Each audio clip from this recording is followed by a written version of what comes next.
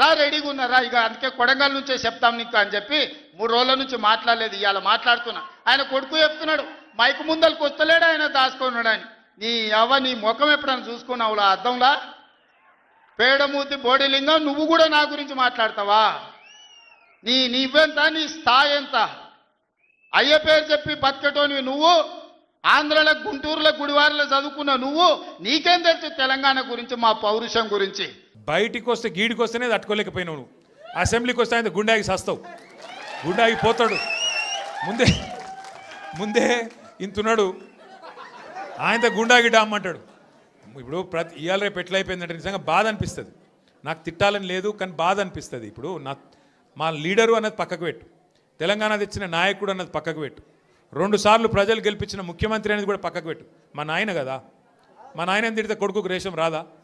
ఇక్కడ దాకుంది కోపం, ఇక్కడ దాకుంది. దొరికితే ఎడమకాలు చెప్పు తీసుకొట్టాలని ఉంది. కానీ ఏం చేయాలి? ప్రజాస్వామ్యం. ఎక్కతక్క మాట్లాడితే మళ్ళీ ఏమంటారు, అగో వీనికి బాగా ఇంకా వీనికి అహంకారం ఉంది రాబోయ్ అంటారు. అహంకారం నాదా అయినదా? నేను గుంటూరులో చదువుకున్నా అంటాడు. అరే నేను గుంటూరులో చదువుకుంటే నీకేం వచ్చింది రాబోయ్? నాకు అర్థం కాదు. అప్పుడు ఆంధ్రప్రదేశ్ కలిసి ఉండే, నేను గుంటూరులో చదువుకున్నా, మళ్ళీ హైదరాబాద్లో చదువుకున్నా, పూనాలో చదువుకున్నా, అమెరికాలో చదువుకున్నా, నేను ప్రపంచం అంతా చదువుకున్నా. నీ లెక్క చదువు సందే లేకుండా తిరగలేదు. మీ అమ్మాయి నీకు చక్కగా తొవ్వ చూపెట్టలేదు, నేనేం చేయాలి? దానికి నీ ఏడిపోయింది నా మీద. అవో వీనికి ఇంగ్లీష్ వస్తుంది అంటాడు. అరే నాకు వస్తే నీకేం నొప్పిరా నాయన? నేర్చుకో. నేను హిందీ నేర్చుకున్నా, ఉర్దూ నేర్చుకున్నా, రేపు అవసరమైతే గోర్మాటి భాష నేర్చుకుంటాను. నువ్వు నేర్చుకో. నేను ఎవడ నాపిండా? నిన్ను వద్దన్నాడు ఎవడన్నా? నువ్వు కూడా నేర్చుకో. దానికి కూడా ఏడిపోయి నా మీద. నేనేం చేసిన? ఇంకొక అంటే నాకు ఎక్కడ గమ్మత్ అనిపిస్తుంది అంటే, నేను ఆంధ్రాకి పోయి ఇంటర్మీడియట్ చదువుకుంటే తప్పట, కానీ ఆయన ఆంధ్రాకి వెళ్ళి అల్లుడిని మాత్రం తెచ్చుకోవచ్చట. ఈ అమ్మ ఇది ఎక్కడ కథ రాబోయ్?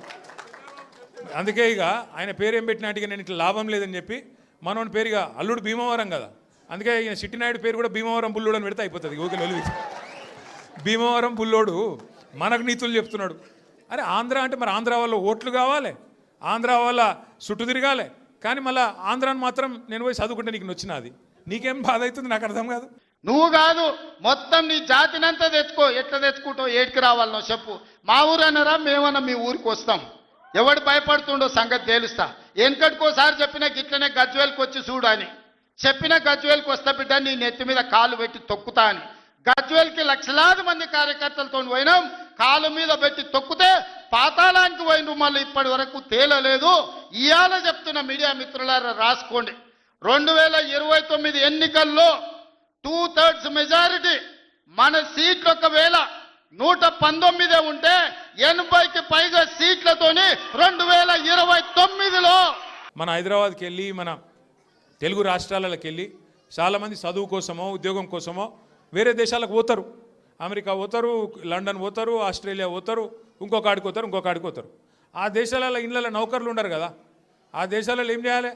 మనది మనమే పని చేసుకోవాలి, మన బట్టలు మనమే ఉతుక్కోవాలి, మన వంట మనమే వాడుకోవాలి, మన టాయిలెట్ మనమే క్లీన్ చేసుకోవాలి. ఈ పిచ్చోనికా ఏం తెలియదు, చదువుకున్న బాపత అయితేనేమో తెలుస్తుండే.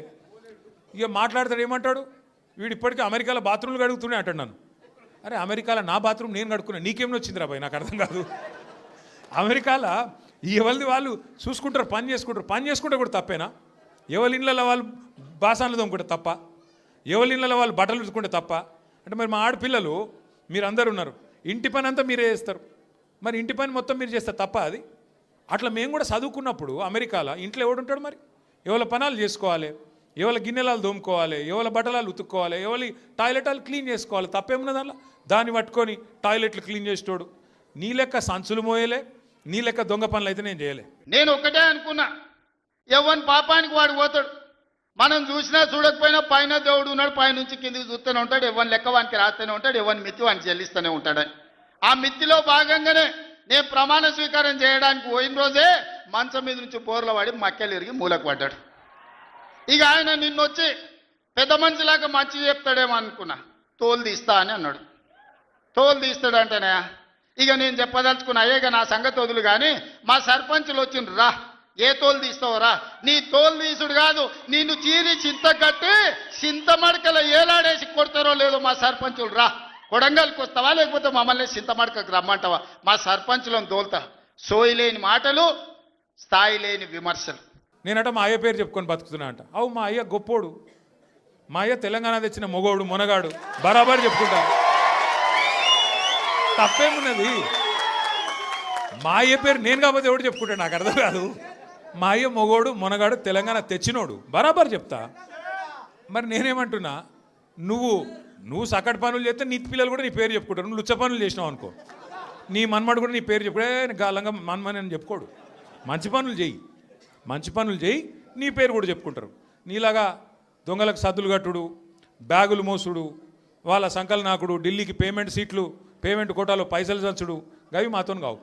కొట్లాడతాం, మొగాళ్ళలాగా కొట్లాడతాం, మునగాళ్ళలాగానే బతుకుతాం, తెలంగాణ పౌరుషంతో బతుకుతాం. నీలాగా బతుకం, ఢిల్లీకి గులాములక్క మాత్రం బతుకం.